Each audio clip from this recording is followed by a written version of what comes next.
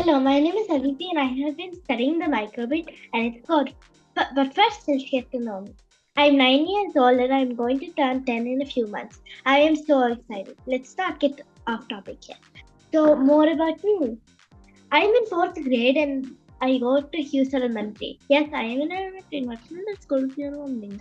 I love to do art and I play piano. Speaking about piano, that is what my project is about today. So, and then. My topic, the random music art. A. My aim is to create a game where when you roll a number, based on that number a certain music plays. My second aim is to make a fun game that is interesting and it relates to one of my favorite hobbies, music. Objective. I will achieve my aim by doing these steps. 1. I will use Microbit Python coding to create this project. 2. I have used the musical and display command, combined them and created a fun game. Project highlights. I'm using random function to generate random numbers. And then you have like what code. What I did is if button while true, so that means when this is true, if button A was pressed, that means everything that is below will happen until the next if.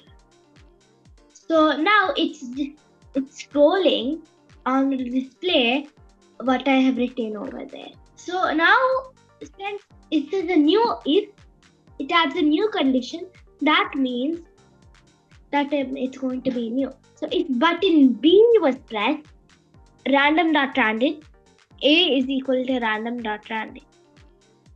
And then 1, comma to 14. So these numbers will fetch from 1 to 14. And display.scroll A. So that means A is equal to random, the random number between 1 and 14. So it scrolls onto the display about A.